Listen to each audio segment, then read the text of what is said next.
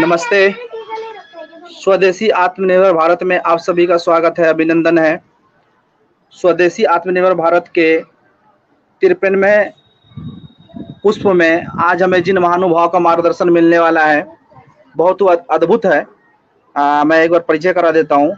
आप हैं माननीय जगन्नाथ शाही जी। आपने विभिन्न प्रकार के दायित्व का निर्वहन किया है। पूर्व में माननीय संचालक रहे हैं आप झारखंड प्रांत के, और बोकारो स्टील प्लांट में मैनेजर थे आप। स्वैच्छिक अवकाश लिया आपने सामाजिक कार्यों के लिए, और वर्तमान में जो आपका दायित्व है केंद्रीय उपाध्यक्ष विश्व हिंदू परिषद में। तो स्वदेशी आत्मनिर्भर भारत के पूरे टीम की ओर से आपका हार्दिक है अभिनंदन है, स्वागत है कि आपने हम लोगों को मार्गदर्शन के लिए आपने समय दिया है। आपका सहृदय से आभार। आपको आमंत्रित करते हैं स्वदेशी आत्मनिर्भर भारत कार्यक्रम में। मित्रों नमस्कार, जय श्री राम। अभी 5 अगस्त को एक नए भारतवर्ष का उदय हुआ है। वह भारतवर्ष जो विगत 1300 वर्षों से परकियों के साथ संघर्ष कर रहा था, और कई बार तो इस संघर्ष में ऐसा लगा कि शायद भारत मिट जाएगा, लेकिन भारतवर्ष में निवास करने वाले लोग अमृतस्य पुत्राः सर्वे, ऐसा वेद ने कहा। वो अमृत के पुत्र हैं। जो अमृत का पुत्र है वो मिट कैसे सकता है। तो ये संघर्ष आज का नहीं है। राम जन्मभूमि का जो संघर्ष है वो सदियों पुराना है। जो भी विदेशी आक्रांता आए भारतवर्ष के ऊपर, उन्होंने राम मंदिर को तोड़ने की कोशिश की, सोमनाथ के मंदिर को तोड़ने की कोशिश की, बाबा विश्वनाथ के मंदिर को तोड़ने की कोशिश की, भगवान श्री कृष्ण के जन्म स्थान को अपवित्र कर, उस स्थान के मंदिर को भूलुंठित कर उसके स्थान पर मस्जिद बनाने का प्रयत्न किया। सदियों से ये प्रयत्न चल रहा है। कारण क्या है? भारतवर्ष की आत्मा इन मंदिरों में निवास करती है। भारतवर्ष का जो स्व है, जो भारतवर्ष की अस्मिता है, भारतवर्ष की जो चिति है, उनकी ध्वनि इन मंदिरों से निकलती है। ये मंदिर नहीं रहेंगे तो भारत राष्ट्र नहीं रहेगा। स्वामी विवेकानंद ने बहुत ही अच्छा इसका विवरण किया है। कई बार सोमनाथ मंदिर को तोड़ा गया, लेकिन विदेशियों के पांव जैसे ही उखड़े, फिर से भव्य सोमनाथ मंदिर का निर्माण हो गया है। भारतवर्ष की चिति, भारतवर्ष की अस्मिता, भारतवर्ष का अस्तित्व चिरंतन है, स्वामी विवेकानंद ने कहा। आज इस पवित्र वेला में जो एक सुखद संयोग बन करके हमारे और आपके लिए आया है, राम मंदिर का निर्माण कब हुआ, किसने किया, किन लोगों ने तोड़ा, कैसा संघर्ष हुआ, और आज 5 अगस्त को जो पुनः भूमि पूजन के साथ भगवान राम के भव्य मंदिर के निर्माण का प्रारंभ हो गया है, उसका क्या औचित्य है आज के परिप्रेक्ष्य में, और उसका क्या महत्व है, इसके संबंध में हम थोड़ा विचार करेंगे। हम सभी जानते हैं कि प्रभु राम भारतवर्ष में अवतरित हुए थे। शतकोटि ब्रह्मांड नायक, ऐसा उनको कहा गया है। वो ईश्वर के अवतार थे, लेकिन मनुष्य के रूप में आए थे, नर लीला करने के लिए आए थे।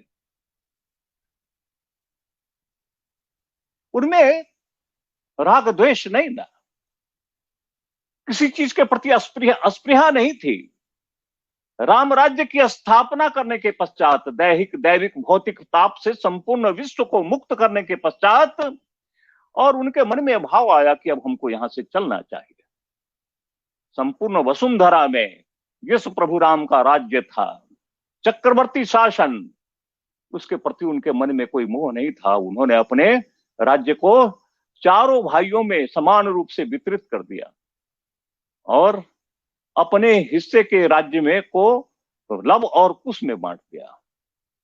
और एक दिन माता सरजू की धारा को प्रणाम करते हुए उसमें प्रविष्ट हुए और कहा, मां, तेरे ही कणों से इस शरीर का, भौतिक शरीर का निर्माण मैंने किया था। अपनी इच्छा से, निज इच्छा निर्मित तनु लेकर के मैं आपके तट पर इस अयोध्या धाम में आया था। आज मैं अपनी लीला को संवरण करने के लिए, आपकी दी गई इस शरीर यष्टि को आपको समर्पित करने के लिए मैं आया हूं। मैं आपकी धारा को निरंतर प्रणाम करता हूं। मां, अपनी गोद में मुझे शरण दो। ये कहते हुए प्रभु राम अयोध्या की जलधारा में समाविष्ट हो गए और अपने धाम को चले गए। उसने कहा, मेरे पिताजी चक्रवर्ती शासक थे, अत्यंत प्रतापी थे। भूमंडल में आज तक कोई ऐसा व्यक्ति हुआ नहीं जैसा वो थे। इसलिए उनकी स्मृति में एक भव्य मंदिर का निर्माण उनके व्यक्तित्व के अनुरूप, उनकी कृतियों के अनुरूप हमें करना है। मंत्री परिषद से उन्होंने सलाह मांगी कि उनके मंदिर का निर्माण कैसा हो। मंत्री परिषद के लोगों ने कहा, महाराज, आपके पिता जब लंका में रावण से युद्ध करने के लिए गए थे तो रावण कोई व्यक्ति का नाम नहीं था, जैसे मनु कोई व्यक्ति का नाम नहीं था, इंद्र कोई व्यक्ति का नाम नहीं था। स्वर्ग के ऊपर जो शासन करता था उसको इंद्र कहते थे, कई इंद्र हुए। प्रलय के पश्चात सृष्टि का जो निर्माण करता था उसको मनु कहते थे, मनु कहते हैं। तो मनु नाम का कोई एक व्यक्ति नहीं था। वैसे ही रावण नाम का कोई एक व्यक्ति नहीं था। 64 रावण हुए हैं लंका में। और रावण की जो रक्ष संस्कृति थी, उस रक्ष संस्कृति की भारतवर्ष में स्थापना करने के लिए, और अयोध्या जो संपूर्ण भारतवर्ष की का केंद्र था, उसमें रक्ष संस्कृति, रक्ष धर्म की स्थापना करने के लिए 64 रावणों ने निरंतर भारतवर्ष के साथ संघर्ष किया। और आपके राजवंश के 64 राजाओं ने और उनके साथ युद्ध किया है। उस प्रत्येक युद्ध में आपके प्रतापी वंश जो अग्रज थे वो विजयी हुए, आपके पुरखे विजयी हुए, सिर्फ एक अवसर पर। और आपके वंशज अनरण्यक नाम के राजा वो रावण से, तात्कालिक राजा से पराजित हो गए थे। अयोध्या को उन्होंने और भ्रष्ट कर दिया, आपके राजप्रासाद को तोड़ दिया, और यहां से 84 खंभों को लेकर के, जो कसौटी के बने हुए खंभे थे, उस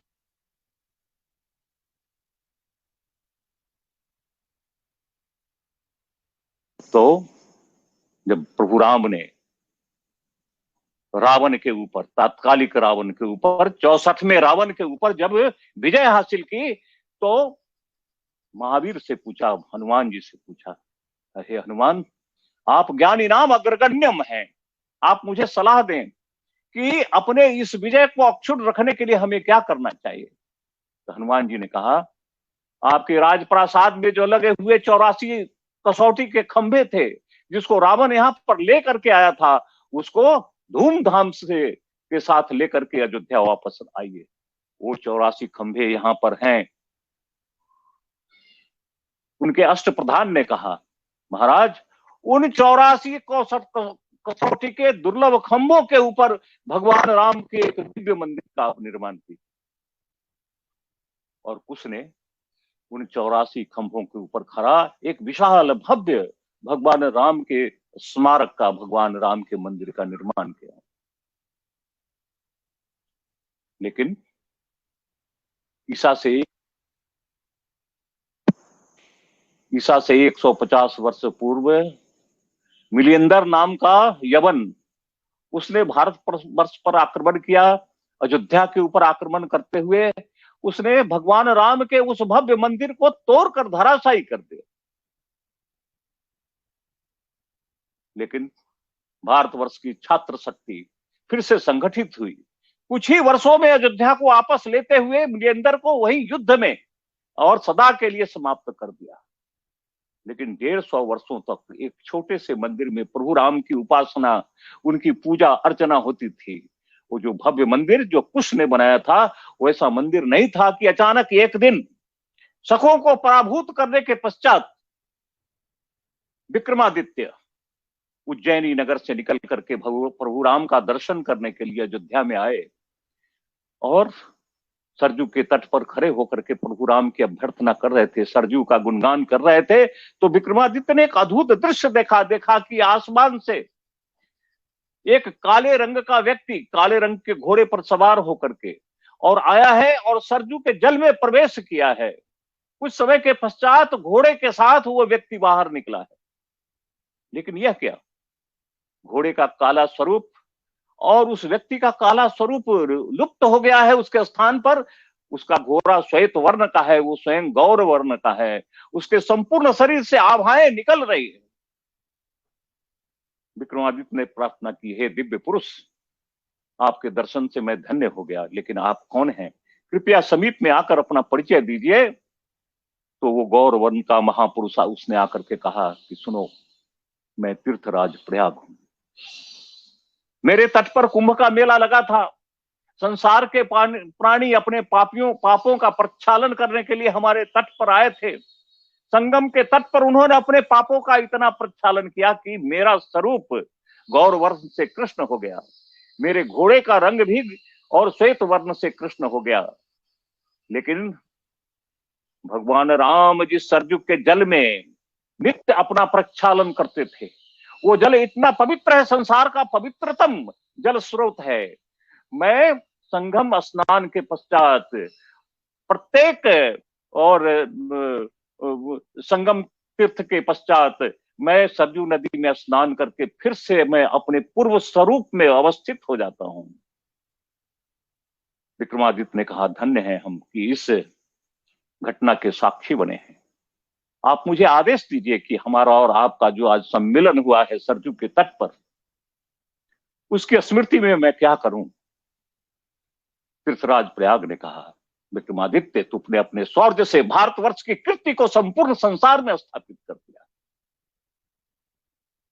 तुम अपने कीर्ति को चार चांद लगाने के लिए भगवान राम के व्यक्तित्व के अनुरूप कुश ने जैसा मंदिर बनाया था वैसा मंदिर का निर्माण करो। लेकिन जो 84 कसौटी के पत्थर से निर्मित जो स्तंभ हैं, उन्हीं पर वो मंदिर खड़ा होना चाहिए। विक्रमादित्य ने पुनः वैसा ही भव्य मंदिर जैसा कभी महाराजा कुश ने बनाया था, उसका निर्माण अयोध्या नगरी में किया, जन्मभूमि पर, जहां पर प्रभु राम अवतरित हुए थे। धन्य है वह भूमि जहां भगवान चतुर्भुज रूप में आए थे और कौशल्या ने आदेश दिया था कि जय शिशुलीला अति प्रिय शीला। ये 4 हाथों में 4 आयुध लिए हुए जो आप प्रकट हुए हैं, वो शोभा नहीं देता। आपने जब अवतार ग्रहण किया है मेरी कोख से और नर लीला करना चाहते हैं, तो शिशु के रूप में अवतरित होइए। सुनी वचन सुजाना रोदन ठाना। भगवान राम, और जैसे बच्चा जन्म लेता है तो उस समय रोता है, उस तरह से भगवान राम ने रुदन प्रारंभ किया और कुछ बड़े हुए। और जब घुटनुन चलने लगे घुटने के बल, तो घुटनुन चढ़त रेणु तन बंडित, और उनके पांव से जो पैजनी की आवाज बजती थी, जो नूपुर की ध्वनि निकलती थी, उस ध्वनि को उस भूमि ने सुना है। बाल श्री राम के करुण बचपन के क्रंदन को, और बचपन में घुटरुन चलते हुए उनके पांव के पैजनी की आवाज सुनी है। वह भूमि धन्य है, राम जन्मभूमि की, राम जन्मभूमि जिसने भगवान राम के दिव्य अंगों का स्पर्श किया है। वहां पर पुनः विक्रमादित्य ने विशाल मंदिर का निर्माण किया। लेनगर तो चला गया। ईस्वी सन 1001 में महमूद गजनबी ने सोमनाथ के ऊपर चोर, डाकू और लुटेरों के जैसे आक्रमण किया। वो आक्रमणकारी भी नहीं था, वो चोर और डाकू था। वह राज करने के लिए नहीं आया था, लूटने के लिए आया था। इसलिए उसको आक्रमणकारी कहना है, यानी उसको महिमा मंडित करना है। वो आया, उसने सोमनाथ के वैभव को लूटा, लेकिन डरा हुआ कि हिंदुस्तान फिर से संगठित होकर के कहीं मिलियंदर की स्थिति न हमारी कर दे, जो जवन आक्रमणकारी की स्थिति न करे, इसलिए भागा, भारतवर्ष को छोड़कर भागा। लेकिन उसके मन में एक कसक थी। वो कसक यह थी कि हमने अयोध्या में जाकर भगवान राम के मंदिर को ध्वंस नहीं किया। तो सोमनाथ से पलायन करने के 30 वर्षों के पश्चात उसने अपने भांजा सालार मसूद को अयोध्या के राम मंदिर को भंग करने के लिए भेजा। लेकिन तात्कालिक उत्तर प्रदेश का राजा, अवध का राजा सुहेल देव, उसने चारों तरफ से घेर करके और सालार मसूद को वहीं पर समाप्त कर दिया। आज भी बहराइच में जाकर के सालार मसूद के कब्र को आप देख सकते हैं, जिसमें पड़ा हुआ वो कयामत का इंतजार कर रहा है। ये भारतवर्ष की है और अस्मिता, ये भारतवर्ष का है शौर्य जो इतिहास के पन्नों पर अंकित है। भगवान राम की जन्मभूमि पर भगवान राम के उस दिव्य मंदिर में भारतवर्ष के शौर्य की कहानी अंकित है। और तभी बाबर का आक्रमण हुआ। बाबर ने विक्रमादित्य के का बनाया हुआ जो वो भव्य मंदिर था, उसको तोड़ करके उसके स्थान पर मस्जिद बनाने की कोशिश की। लेकिन बाबरी ढांचा तो एक खड़ा कर सका, लेकिन परिक्रमा को नष्ट नहीं कर सका। बिना चार मीनार के मस्जिद होती नहीं है। उनके धर्म ग्रंथों में इसका वर्णन है कि अगर चार मस्जिद नहीं है, अगर वजू करने का स्थान नहीं है, तो वो मस्जिद नहीं होगा। तो वहां पर चार मीनारें नहीं थी। हिंदुओं ने चार मीनारों को बनने नहीं दिया, और जिस भूमि पर चारों तरफ से परिक्रमा करते थे राम मंदिर का, उसको भी समाप्त नहीं करने दिया। और संघर्ष चलता रहा, सदियों तक संघर्ष चलता रहा। 78 बार संघर्ष हुआ है। संपूर्ण विश्व में अपने पवित्र स्थान को वापस लेने के लिए किसी जाति ने ऐसा संघर्ष नहीं किया है। ईस्वी सन 1528 में बाबर ने भगवान राम की जन्मभूमि पर बने विक्रमादित्य कालीन मंदिर को तोड़ने में तो सफलता हासिल की, लेकिन मस्जिद नहीं खड़ा कर सका। सिर्फ एक बाबरी ढांचा ले दे करके खड़ा था। और ये 78 बार संघर्ष, इतिहासकार बताते हैं 4.5 लाख लोगों ने अपने प्राणों की बलि दी है उस स्थान पर फिर से भगवान राम का भव्य मंदिर बनाने के लिए। कैसा संघर्ष था वो। अवध की रानी जयराज कुमारी अपने बच्चे को पीठ में बांधकर, विधवा थी, घोड़े पर सवार होकर के युद्ध करने के लिए आई है। उसके मंत्री परिषद ने कहा कि महारानी, हम जाएंगे युद्ध करने के लिए, आप अपने निवास स्थान पर रहें। रानी ने कहा कि नहीं, भगवान राम सिर्फ पुरुषों के नहीं थे, महिलाओं के भी थे। माता जानकी उनकी धर्म पत्नी थी, और इसलिए राम मंदिर के लिए संघर्ष करने का हमारा भी उतना अधिकार है जितना कि भारतवर्ष के पुरुषों का है। और वो वीरांगना श्वेत घोड़े के ऊपर सवार होकर के अपने नवजात शिशु को पीठ पर बांध करके समरांगन में पहुंची युद्ध करने के लिए, और वहीं शहीद हो गई। मित्रों, संघर्ष की लंबी चौड़ी कहानी कहने से तो बहुत समय निकल जाएगा। आधुनिक युग में जो संघर्ष हुआ है वह भी अपने आप में अप्रतिम है। 1984 से विश्व हिंदू परिषद ने भव्य राम मंदिर बनाने का संकल्प लिया। 1984 एक ऐसा समय था कि जिस समय हिंदुस्तान के गण्यमान्य लोगों को नहीं मालूम था कि भगवान राम की जन्मभूमि के ऊपर बाबरी ढांचा खड़ा है। सामान्य लोगों की तो बात छोड़ दीजिए।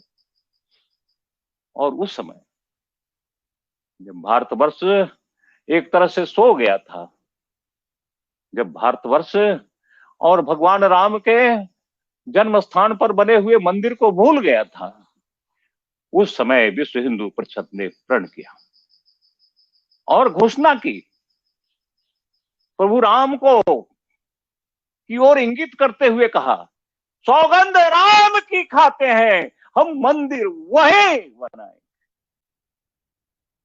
वो ऐसा कालखंड था कि वहां पर राम मंदिर बनेगा, कोई संभावना नहीं थी, लेकिन संकल्प कितना महान था।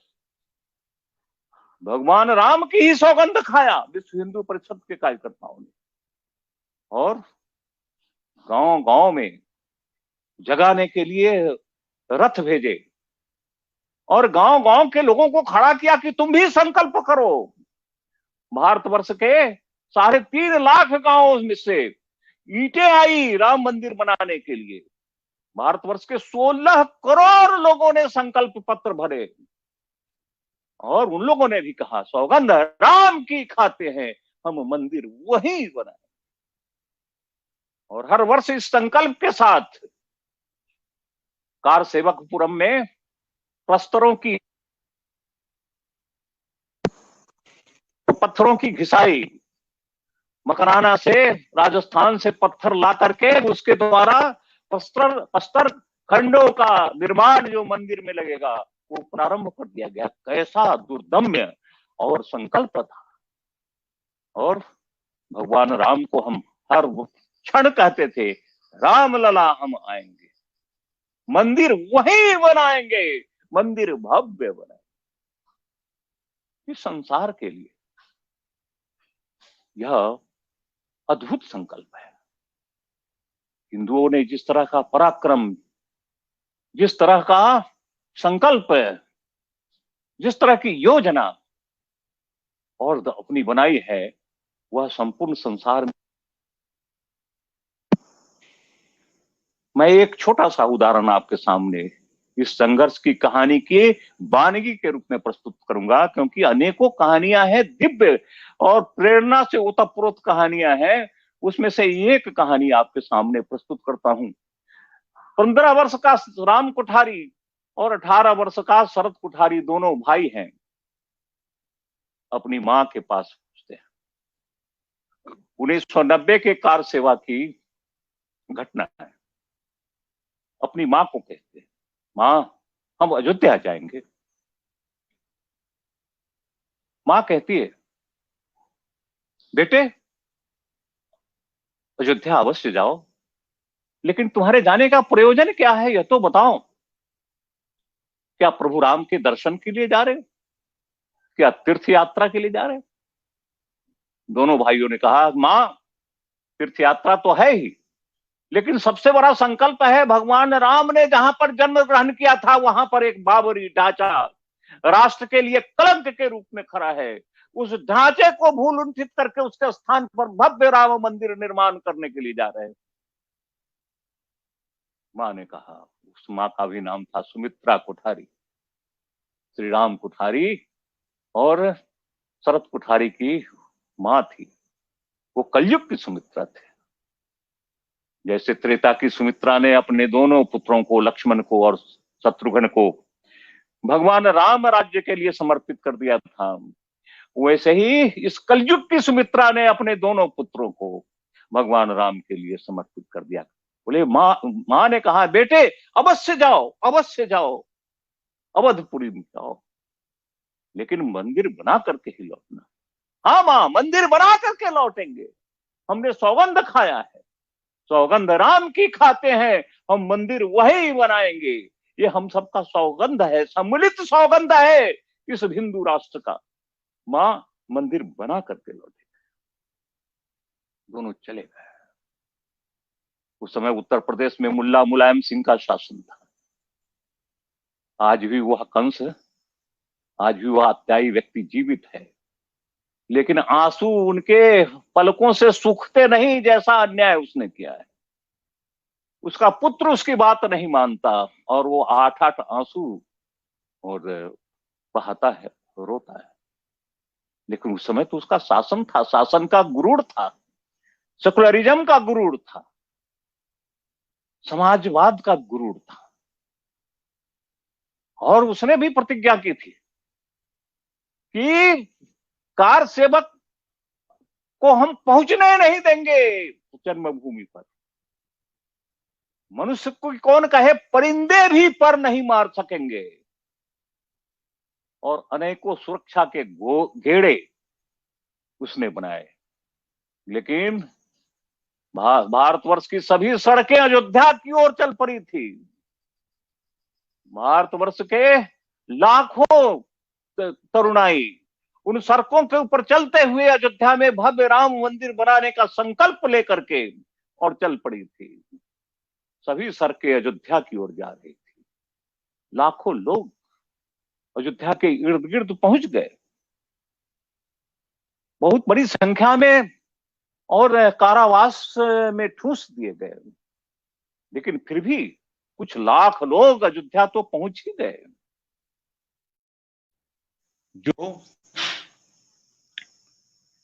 जो जन्मभूमि का स्थान था वो युद्ध भूमि में बदल गया, वो युद्ध भूमि में बदल गया। उसी में शरद कुठारी थे और श्री राम कुठारी थे। दोनों मुलायम सिंह के पुलिस की गोलियों से शहीद हो गए, हुतात्मा बन गए। सरदार भगत सिंह, चंद्रशेखर, सुखदेव खुदीराम बोस के मार्ग पर चले गए, स्वर्ग चले गए। भगवान राम के मंदिर का निर्माण करने के संकल्प से निकले हुए दो जाबाज, दो वीर, दो भारत माता के पुत्र, वो सदा के लिए प्रभु राम की दिव्य आभा में विलीन हो नहीं लौटे। अब मां सुमित्रा कुठारी को इस संदेश कौन दे? अपने संघ के एक प्रचारक गए मां को बताने, आखिर बताना तो था ही। और उन्होंने कहा कि मां, एक समाचार देने के लिए मैं आया हूं। मां ने कहा, क्या समाचार है? क्या राम मंदिर का निर्माण हो गया अयोध्या में? चुप हो गए प्रचारक, क्या संदेश दें? ये मां ने तो कुछ आशाएं सजोई है, आकांक्षा के दीप जल रहे हैं कि उस स्थान प्रभु राम का मंदिर बनना चाहिए। अब क्या बताएं? तो प्रचारक महोदय ने कहा, मां, तेरे दोनों पुत्र जो गए थे भगवान राम के मंदिर का निर्माण करने के लिए, अब वो नहीं लौटेंगे। वो दोनों वहां पर और शहीद हो गए।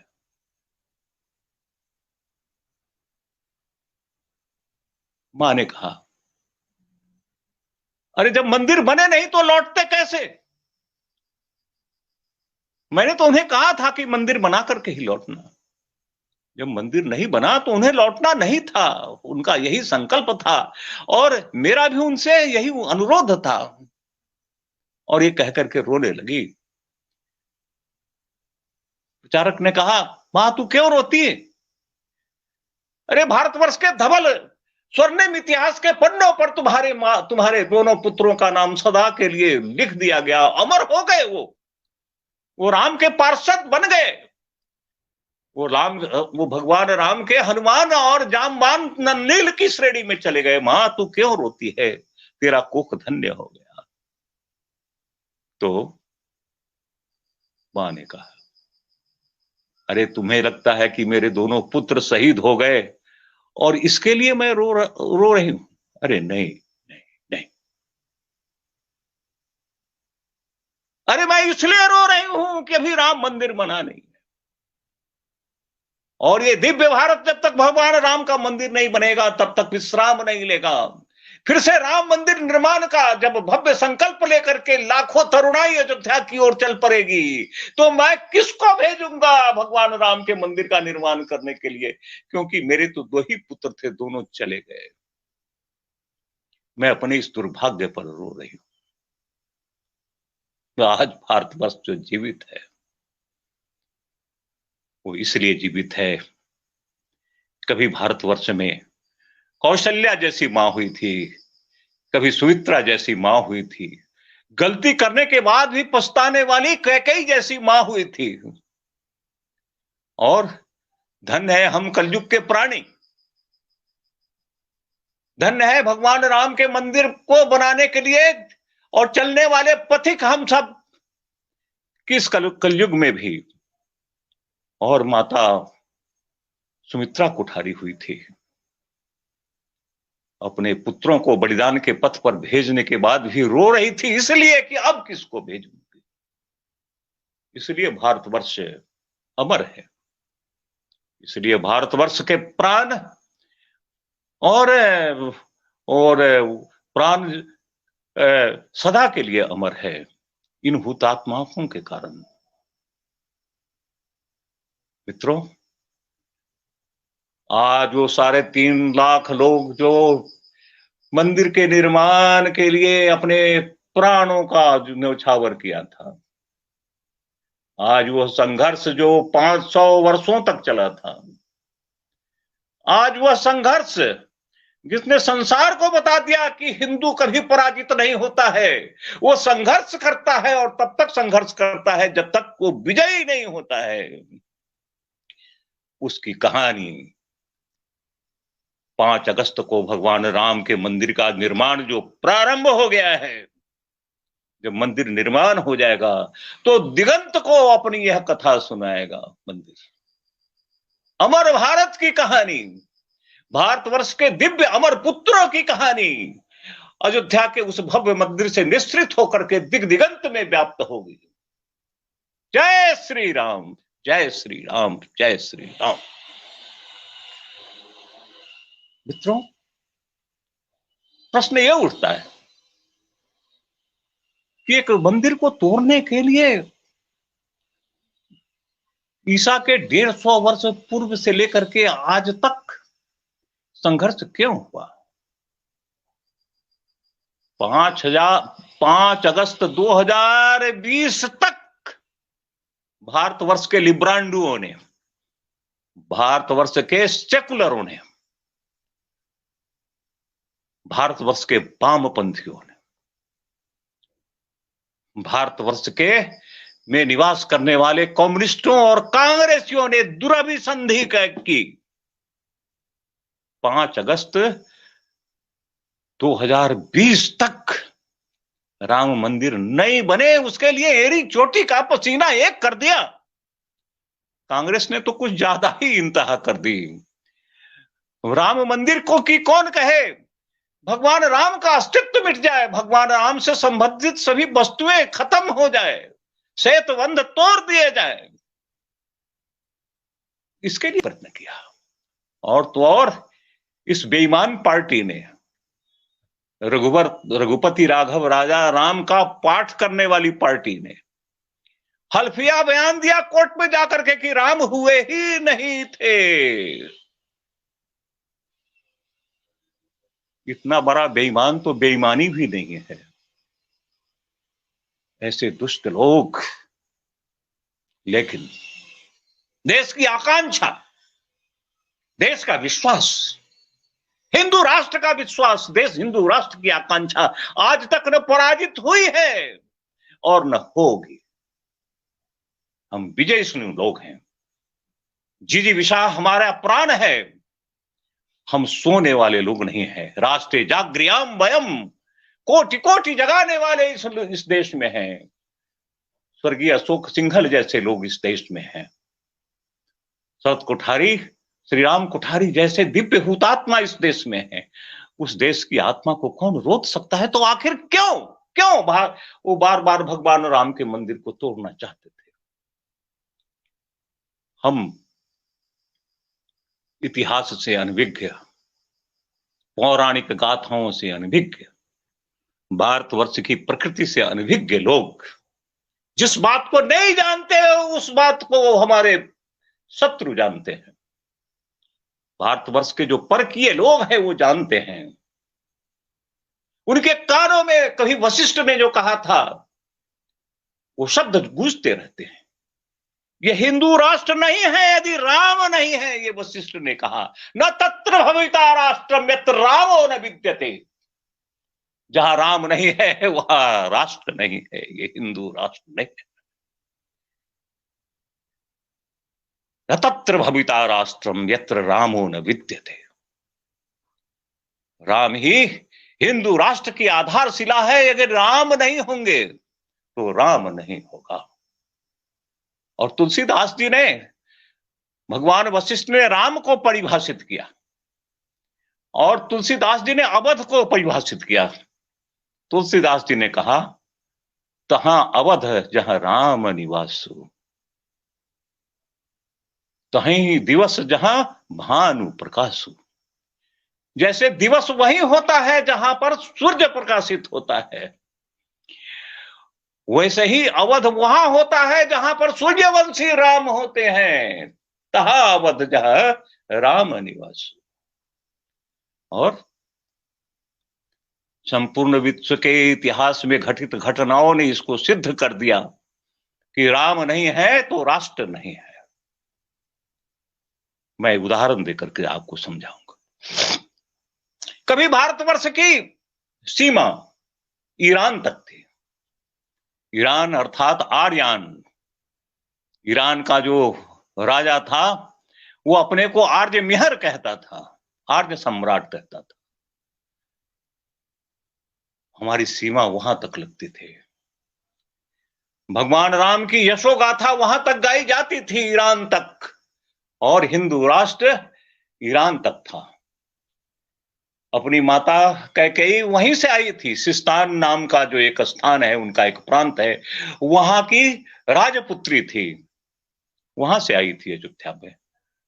तो हमारी सीमा वहां तक थी।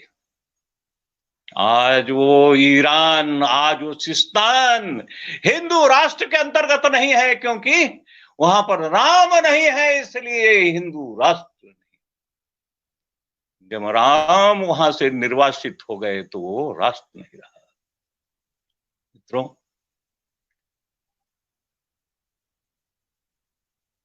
अफगानिस्तान, अफगानिस्तान हिंदू राजा थे। जिस समय सिकंदर आया है उस समय, और आम्भिक और अष्टक नाम के राजा, अष्टक से, अफगानिस्तान का राजा अष्टक, उससे सिकंदर का युद्ध हुआ है। आज वो अफगानिस्तान जहां का शकुनी था और जहां की राजपुत्री गांधारी धृतराष्ट्र से ब्याही थी, वो अफगानिस्तान भी भारतवर्ष में नहीं, क्योंकि वहां राम नहीं है, इसलिए हिंदू राष्ट्र नहीं है। आज जिसे पाकिस्तान कहते थे कभी चंद्रगुप्त, आज जिसे हम पाकिस्तान कहते हैं, वहां पर चंद्रगुप्त पढ़ते थे और चाणक्य पढ़ाते थे। संस्कृत का प्रसिद्ध व्याकरण अष्टाध्यायी लिखने वाले पाणिनि वहीं पर प्राचार्य थे। आज वो पाकिस्तान भारतवर्ष में नहीं है। वो सिंधु नदी का अराल तट, जिसके तट पर जाकर हमारे पूर्वजों ने न जाने कितने राजसूय यज्ञ की रचना की थी। चक्रवर्ती शासकों ने जाकर के अश्वमेध के घोड़े छोड़े थे। आज उस सिंधु नदी के जल को अपने हाथों में लेकर के हम प्राशन नहीं कर सकते। हम उस सिंधु के पवित्र जल में, जिसके नाम पर हम हिंदू बने हैं, आज उसका दर्शन नहीं कर सकते। ऐसा दुर्भाग्य हमारा। क्यों? क्योंकि वहां पर राम नहीं रहे, इसलिए राष्ट्र नहीं है, हिंदू राष्ट्र नहीं है। कहां तक गिनाया? माता ढाकेश्वरी की भूमि, 52 शक्तिपीठों में से एक, आज बांग्लादेश, वो हमारा राष्ट्र में नहीं है, क्योंकि वहां पर भगवान राम नहीं है। न तत्र भविता राष्ट्रम यत्र रामो न विद्यते। और तहां अवध जहां राम निवास हो। और इन स्थानों पर चूंकि अब राम नहीं है, बोलिए राजा रामचंद्र की जय, ये ध्वनि वहां सुनाई नहीं देती। इसलिए अब वो अवध नहीं है। अवध मतलब कि जहां पर वध नहीं होता हो, हिंसा नहीं होता हो, निरंतर युद्ध चल रहा है। ईरान, इराक और अफगानिस्तान, पाकिस्तान, सब जगह युद्ध चल रहा है। अब जहां राजा रामचंद्र की जय की ध्वनि बंद हो गई, वहां पर अब अवध नहीं है, वहां अब वध चल रहा है।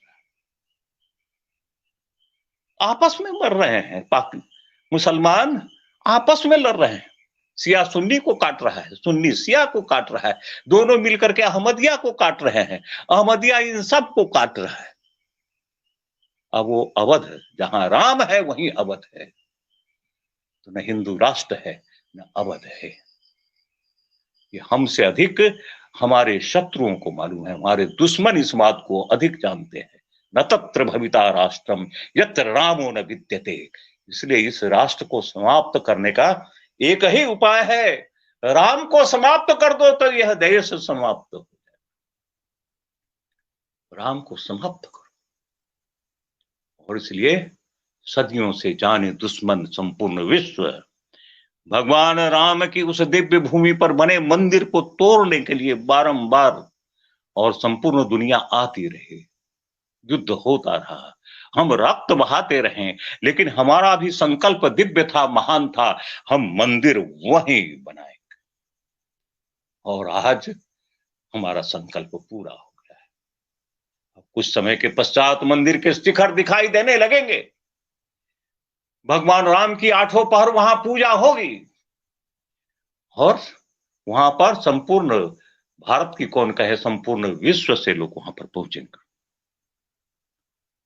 मित्रों, मेरा जीवन धन्य है कि मैं भी 1990 के कार सेवा में अयोध्या का पथिक था और अयोध्या के बहुत समीप आकर के मुझे कारावास में बंद कर दिया गया। कादीपुर नाम का एक स्थान है, वहां पर मैं जेल में था। एक बड़ी भद्र महिला हमारी जेलर थी, एडीएम रैंक की थी। जेल तो सभी पूरा भर गए थे, कहीं जगह नहीं था, तो एक विद्यालय को जेल बना करके उसमें हमें रखा गया था और वो महिला एडीएम थी, उसी को जेलर बनाया गया था। वो आती थी शाम में, सुबह हम लोगों की देखरेख करती थी। बड़ी भद्र महिला थी और अंतःकरण से राम की भक्त थी। उसने एक दिन हमसे पूछा कि आप सब लोग ये राम मंदिर बनाने के लिए क्यों और मरने मारने पर उतार हुए अपने प्राण तक को देने के लिए तैयार हैं? आखिर इस एक मंदिर अगर नहीं बना तो इस देश में क्या होगा? और फिर उसने क्षमा मांगी। उसने कहा कि शाही जी, आप ये मत सोचेंगे कि हम आपकी आस्था को ठेस पहुंचा रहे हैं। हमारी ये जिज्ञासा है, हम जानना चाहते हैं कि इस मंदिर निर्माण करने के लिए इतनी जद्दोजहद क्यों है। तो हमारे साथ और भी कुछ कार सेवक थे, खड़े थे हमारे साथ जो जेल में थे। उन्होंने कहा कि ये जिज्ञासा सिर्फ मैडम की ही नहीं है, हम लोगों में से भी बहुत से लोग आस्था के झंझावात में बह करके यहाँ तक और उड़ के तो चले आए हैं सूखे पत्तों के समान, लेकिन वो भी कभी कभी कहते हैं ये राम मंदिर का निर्माण क्यों? क्या छोटे मोटे मंदिरों तो अनेकों हैं भगवान राम के, उससे काम नहीं चलेगा? तो ऐसा करिए, इन सभी की जिज्ञासाओं को समापन करने के लिए और आप शाम में और इसके ऊपर कुछ बौद्धिक अगर दे सके तो अच्छा है। तो हमारे पास तो कोई साहित्य नहीं था, कुछ भी नहीं था, लेकिन फिर भी हमने भगवान राम का नाम लिया और कहा कि हे प्रभु, इन सब लोगों ने अपनी जिज्ञासाओं की शांति के लिए मुझे माध्यम बनाया है, तो आप लाज तो आप ही को रखनी है। तो मैं शाम में 1 घंटा और राम मंदिर के निर्माण के ऊपर मैंने 3 दिन तक और उनके सामने एक अपनी और सामान्य बुद्धि के आधार पर मैंने कुछ विचार रखे। तो आज वे विचार अचानक मेरे मन मस्तिष्क में, मैं तो मनीष जी का बहुत आभारी हूं कि उन्होंने और मुझे इस कार्यक्रम के लिए और एक सुअवसर प्रदान किया है। आज इस सुअवसर पर और मेरे मन मस्तिष्क में झंझावात के समान वो कादीपुर के जेल में मैंने जो कुछ बातें रखी थी आज से 30 वर्ष पूर्व, वो राष्ट्र की पुनः स्थापना करना है। जो 1000 वर्ष के और परस्कियों के संघर्ष के कारण जो परकीय विचारधारा भारतवर्ष में और चारों तरफ जलजले के समान फैल गई है, पुनः और भगवान राम की कीर्ति स्थापित करते हुए और राष्ट्र का एक प्रकार से और नवनिर्माण करना है। 5 अगस्त से नए भारतवर्ष का निर्माण प्रारंभ होगा। झंझावात के समान वो कादीपुर के जेल में मैंने जो कुछ बातें भगवान रखी राम का व्यक्तित्व, भगवान राम का व्यक्तित्व, उसके बारे में तुलसीदास जी ने लिखा है कि प्रसन्नताम वानगताभिषेकतः तथा न ममले वनवास दुःखतः। भगवान राम कैसे थे कि कल तुमको राजगद्दी मिलेगी ऐसा जब कहा गया तो प्रसन्नता नहीं हो, प्रसन्नताम वानगताभिषेकतः, और तथा न ममले वनवास दुःखतः, और दूसरे ही दिन जब ये कहा गया कि आप तो 14 वर्ष के लिए जंगल जाइए तो कोई दुख भी नहीं। ऐसे निष्प्रिय राम, अद्वेषी राम, किसी के साथ कोई द्वेष नहीं है, किसी के साथ कोई द्वेष नहीं है, सर्वप्रिय, करुणामय, और अंदर से कोई छल नहीं। लक्ष्मण के साथ और किष्किंधा में जा रहे हैं पंपा सरोवर के किनारे, तो बगुला को देखते हैं, बगुला मछली खाने के लिए और ध्यान लगाए हुए है, बहुत ध्यान अब संसार में प्रसिद्ध है।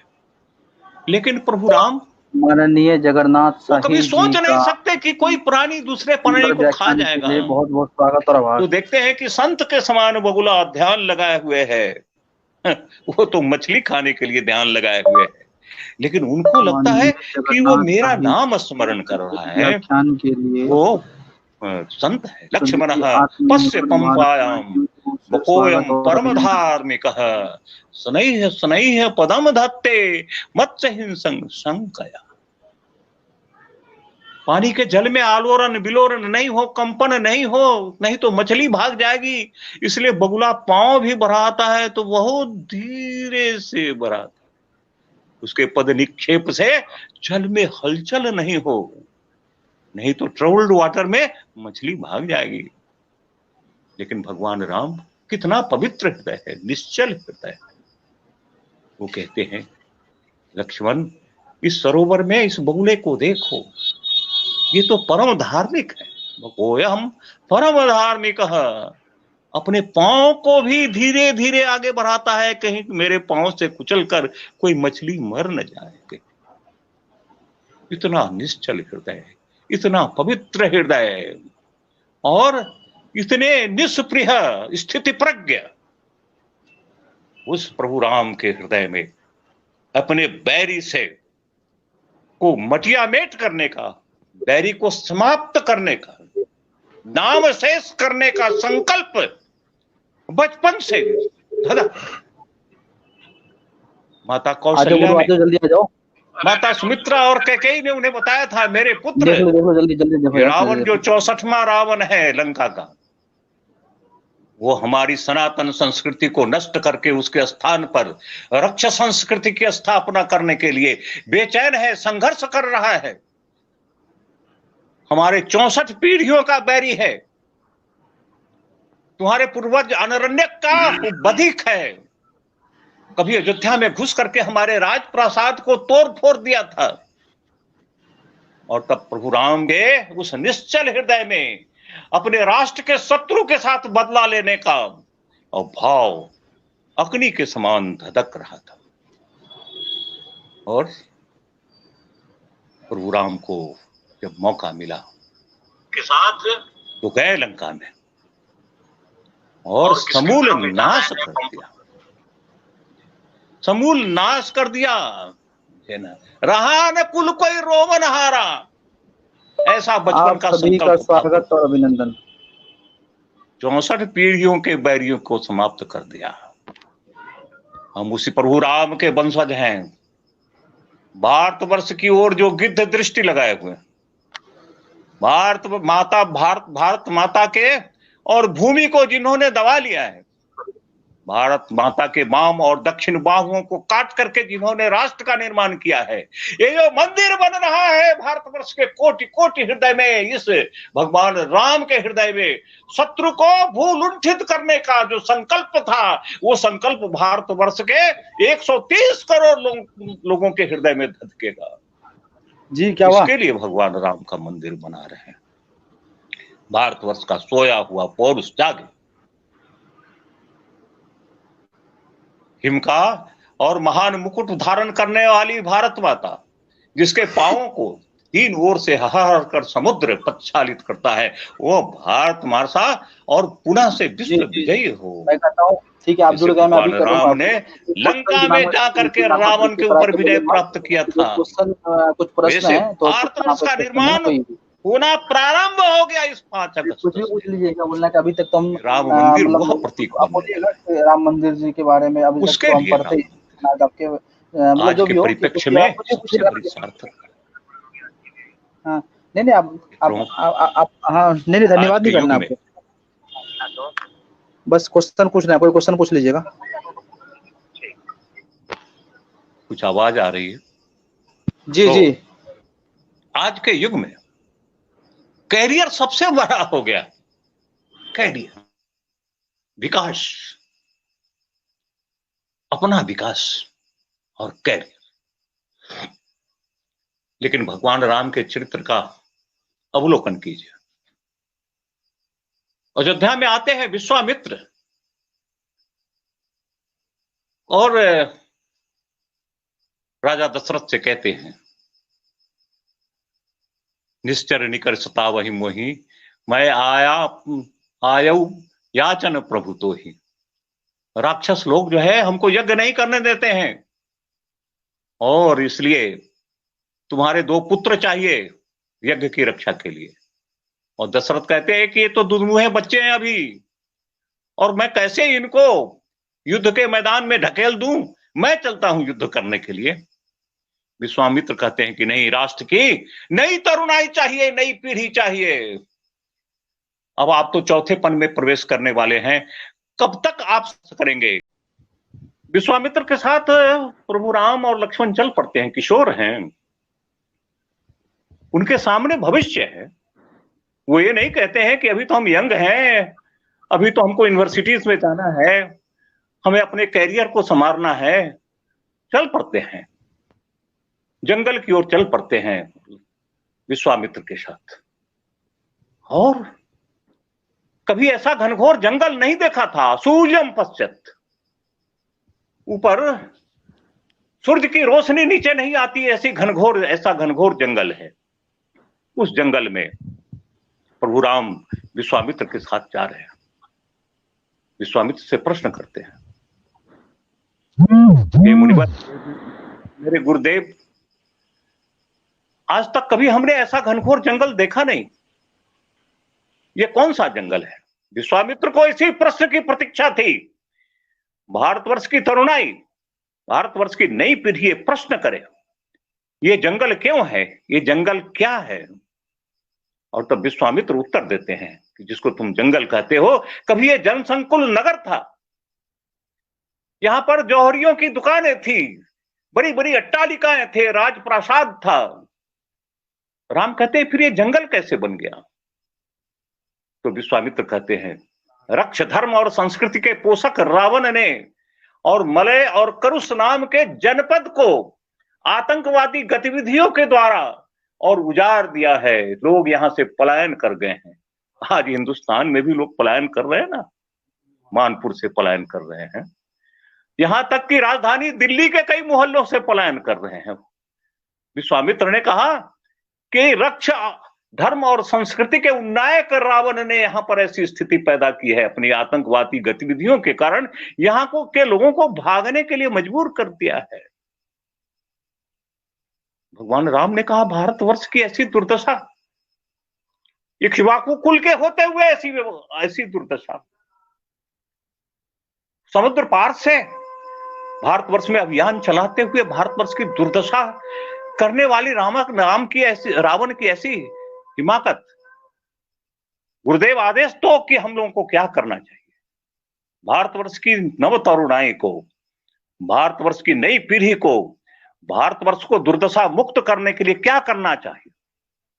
विश्वामित्र ने कहा, मन योगातिमम देशम कुरु निष्कंटकम पुनः। वाल्मीकि रामायण में इसका वर्णन है। कहा कि हे राम, हे लक्ष्मण, मेरे आदेश से इस देश को फिर से निष्कंटक कर दो। और भगवान राम ने कहा, गो ब्राह्मण हितार्थाय तथा देश हिताय मम चैवा परमेशस्य वचनम कर्तुमुद्यतः। हे गुरुदेव, कृषि का आधार जो गाय है उसकी रक्षा करने के लिए, यानी अर्थव्यवस्था की जो अधिष्ठात्री है गाय मां, उसकी रक्षा करने के लिए, इस देश के जो इंटेलेक्चुअल हैं, ऋषि हैं, मुनि हैं, संत हैं, उनकी रक्षा करने के लिए, वो ब्राह्मण हितार्थाय तथा देश हिताय च, तथा देश की रक्षा के लिए आपने जो आदेश दिया है उस आदेश को पूरा करने के लिए मैं तत्पर हूं। तव चैवा प्रमेयस्य वचनम कर्तुमुद्यतः, अब मैं प्रस्तुत हूं। ये राष्ट्रभाव का दिव्य जागरण भगवान राम के हृदय में हुआ है। उन्होंने अपने कैरियर की परवाह नहीं की। जैसे ही एक संदेश मिला कि जंगल जाना है, और पूरी अयोध्या, पूरी प्रजा उनके साथ थी, पूरी नैतिकता उनके साथ थी, पूरा धर्म उनके साथ था। वो राज के हकदार थे, लेकिन गुड बाय टाटा टाटा कहते हुए जंगल में चले गए, क्योंकि गुरुदेव का जो आदेश था जिसके कारण उनके हृदय में राष्ट्रभाव का स्फुरण हुआ था, उसको पूरा करने का एक सुयोग प्राप्त हुआ था भगवान राम को। तो राम मंदिर के दिव्य शिखर जो अयोध्या में बनना प्रारंभ हुआ है, उन शिखरों से राष्ट्रवाद की ध्वनि गूंजेगी, जैसे भगवान राम ने अपने संपूर्ण जीवन को समर्पित कर दिया था राष्ट्र के लिए। और लंका को जीतने के पश्चात लक्ष्मण कहता है कि अब यहीं रह जाते हैं, माता पिता ने तो मुझे जंगल भेज ही दिया था, और उसके साथ ही और ये तो सोने की लंका है, विभीषण भी यही चाहते हैं कि अब हम यहीं रह जाएं। तो सोने की लंका को त्याग करके अयोध्या जाना अब कौन सी बुद्धिमत्ता है? ये मेरे भाई, अब हम यहीं बस जाते हैं।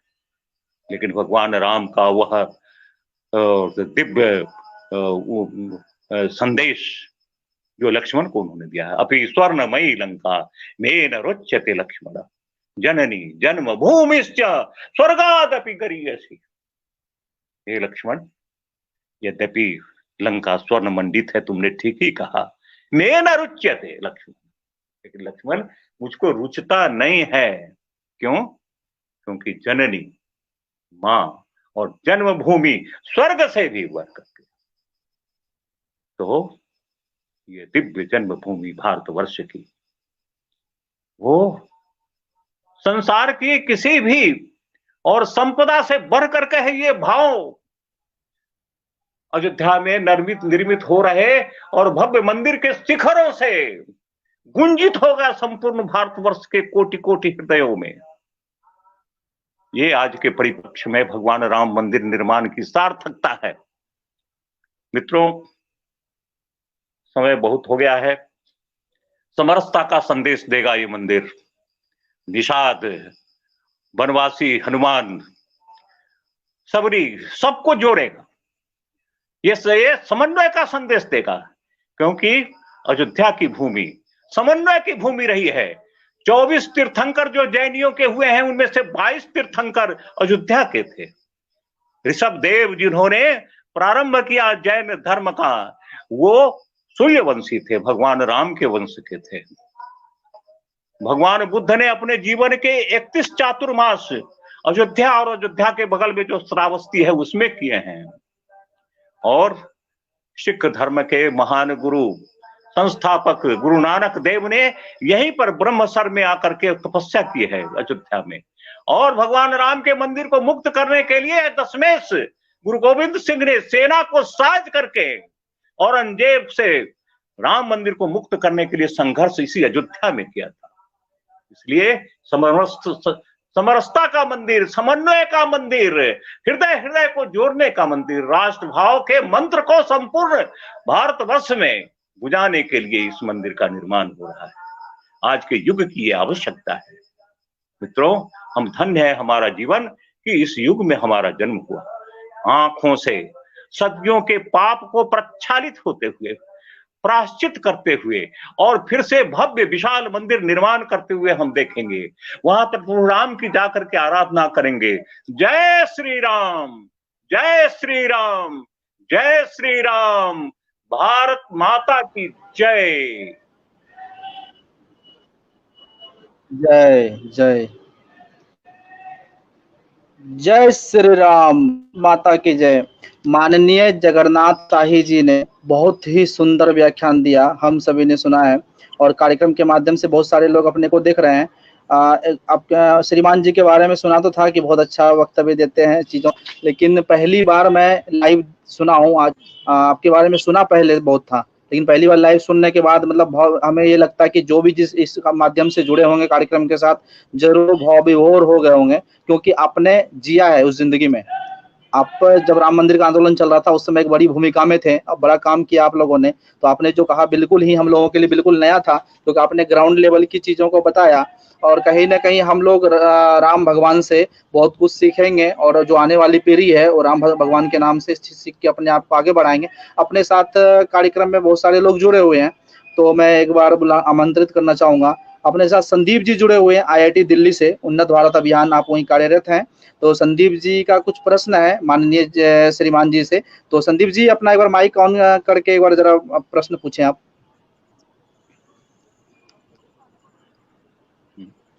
जी संदीप जी।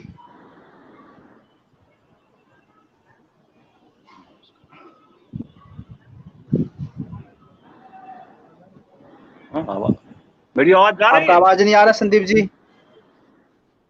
जी आपका आवाज आ रहा है संदीप जी, आपका आवाज नहीं आ रहा है। आवाज नहीं आ रही है। माइक ऑन कर लीजिए, माइक संदीप जी। संदीप जी का नहीं आ रहा। हाँ ठीक है। हाँ संदीप जी अब ठीक है, बोले। एक काम, संदीप जी का आवाज आ रहा है? फिर आवाज नहीं आ रही है, नहीं आ रही आवाज संदीप जी। अब संदीप जी अपना माइक अब हेडफोन, ठीक है। मेरे साथ ऋषिकांत जी हैं।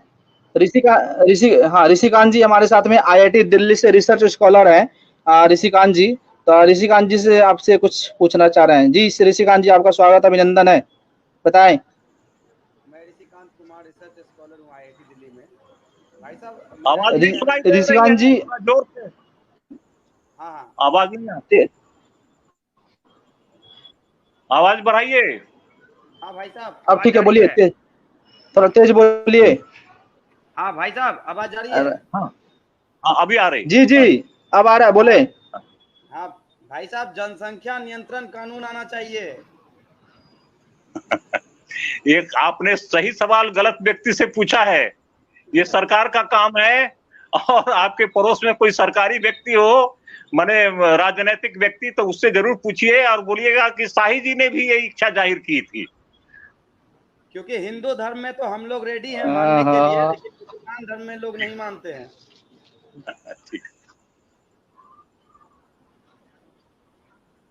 ठीक।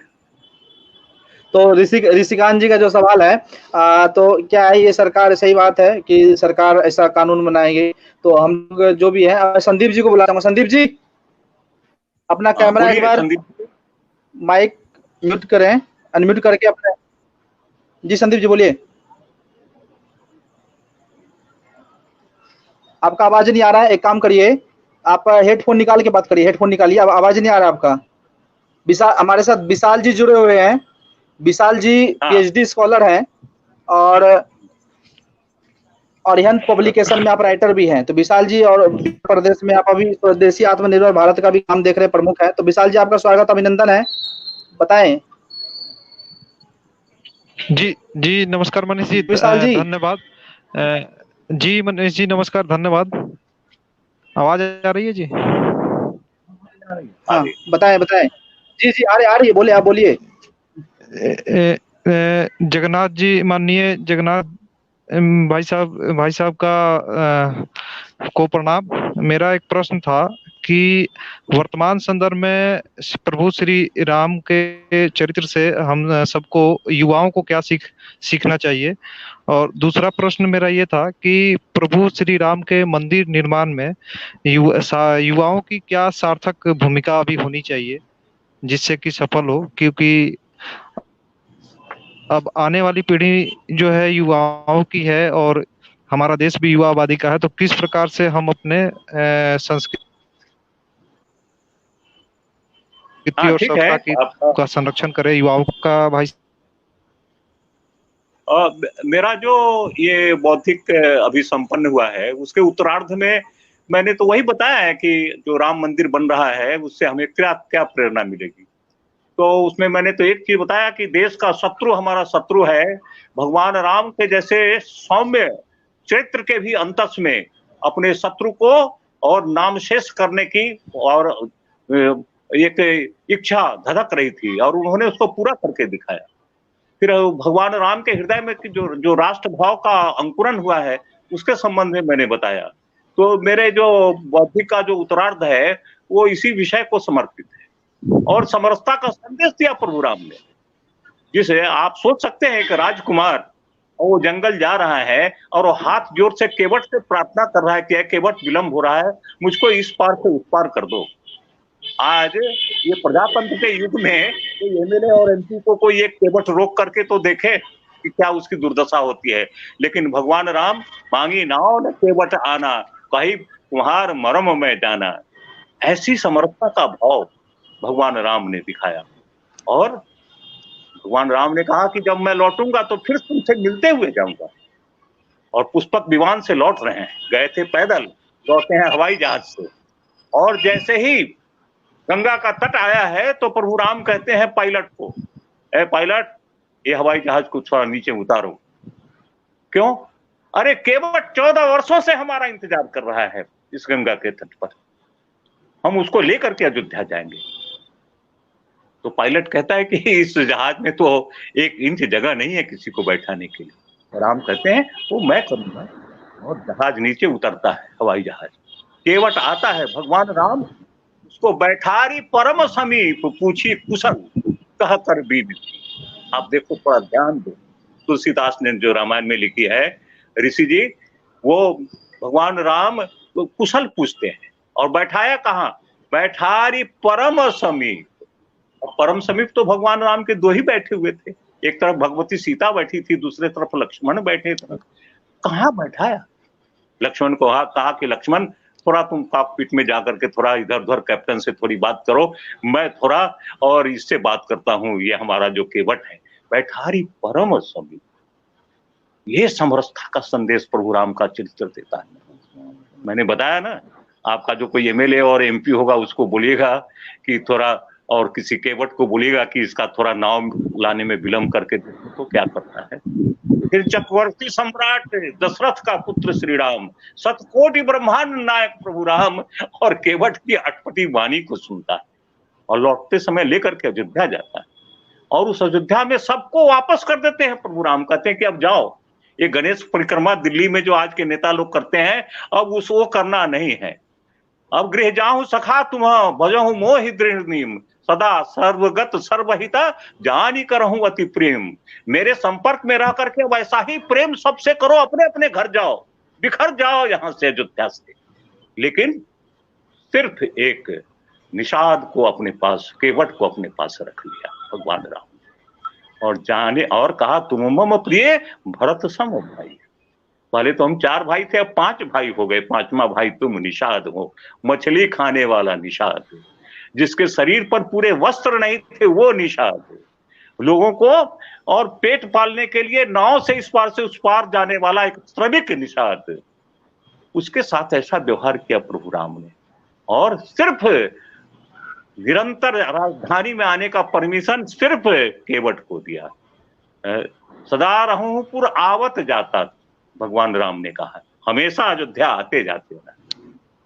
ऐसा दिव्य समरसता का संदेश आज टुकड़ों में बटा हुआ है देश, जातियों में बटा हुआ देश, backward forward, schedule caste schedule tribe में बटा हुआ और देश, वो राम से शिक्षा ग्रहण करेगा जब वो मंदिर बन करके तैयार हो जाएगा। तो सबरी का जूठा बेर खाने वाला प्रभु राम, उसका मंदिर बन रहा है।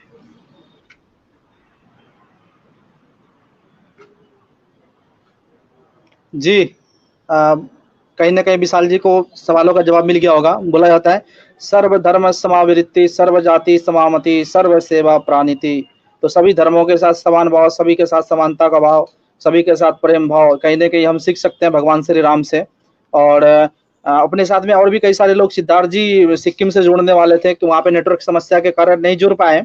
संदीप जी का थोड़ा प्रॉब्लम रहा, भाई सभी नहीं जुड़ पाए। तो ऐसे कई सारे लोग अपने साथ जुड़ने वाले थे और बहुत ही अद्भुत व्याख्यान हुआ आज, और हम लोगों को काफी कुछ सीखने को मिला। स्वदेशी आत्मनिर्भर भारत का जो उद्देश्य था उन चीजों को पूरा किया। तो मैं एक बार धन्यवाद ज्ञापन के लिए विशाल जी को आमंत्रित करना चाहूंगा। विशाल जी।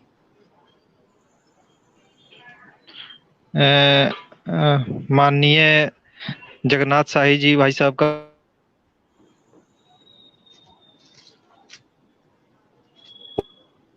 या वो अति सुंदर जी अद्भुत रहा। विशाल जी, निश्चित विशाल जी एक बार फिर से बोले, बीच में आवाज ना कट गया था, एक बार फिर से बोले। जी, माननीय जगन्नाथ शाही जी भाई साहब का बहुत बहुत आभार है, अभिनंदन है, स्वागत है। इस मंच के माध्यम से आपने जिस प्रकार से ऐतिहासिक परिप्रेक्ष्य से श्रीमान राम मंदिर निर्माण तक की यात्रा को स्पष्ट किया है, उन संघर्षों को स्पष्ट किया जो आपने त्याग और बलिदान दिया, वो निश्चित रूप से हम सब के लिए प्रेरणा का स्रोत है कि हम इन सब चीजों से सीख लें और आगे इस प्रकार की जो घटनाएं विदेशी आक्रांताओं के द्वारा की गई उनसे सबक लेते हुए युवा पीढ़ी इन सब चीजों से सीखे। हम निश्चित प्रयास करेंगे, इस माध्यम का प्रयास रहेगा मंच का कि आपके द्वारा अद्भुत व्याख्यान को हम सभी लोगों तक पहुंचाने का प्रयास करेंगे। एक बार पुनः जितने भी श्रोता जिस भी माध्यम से जुड़े हैं तथा आत्मनिर्भर मंच की ओर से आपका बहुत बहुत आभार, अभिनंदन, स्वागत है तथा हम जो भी श्रोतागण सुन रहे हैं सभी की तरफ से आपका बहुत बहुत स्वागत है और आपके प्रति आभार है भाई साहब। धन्यवाद जी। और क्या है, एक बातें मैं बोलना भूल गया था, अपने साथ में माननीय अनिल ठाकुर जी जुड़े थे। भाई श्रीमान जी के व्याख्यान के लिए काफी दूर से लोग मतलब कोशिश करते हैं जुड़ने के लिए, सुनने के लिए, क्योंकि व्याख्यान ही बड़ा ओतप्रोत व्याख्यान होता है। तो माननीय अनिल ठाकुर जी जुड़े थे, जो क्षेत्रीय संपर्क प्रमुख हैं बिहार झारखंड के। पूर्व में आप प्रांत प्रचारक भी रहे। Doctor Jayprakash Dubey ji Delhi school of journalism के आप डायरेक्टर हैं, आपका भी स्वागत और आभार। प्रेम किशोर नागर जी, श्रीमान राकेश जी, आप सभी का स्वागत और आभार। बहुत सारे लोग अपने साथ जुड़े थे, तो आप सभी का स्वागत, अभिनंदन। इसी तरह से आप लोग आशीर्वाद दें और बातों को ज्यादा से ज्यादा दूर तक फैलाएं। और क्या है, ये सभी वीडियोस 1 घंटे मतलब कार्यक्रम समाप्त होने के 1 घंटे बाद यूट्यूब चैनल पे स्वदेशी आत्मनिर्भर भारत या @स्वदेशी आत्मनिर्भर भारत आप टाइप करेंगे तो आपको मिल जाएगा ये सभी वीडियो। तो आप सभी का स्वागत और अभिनंदन।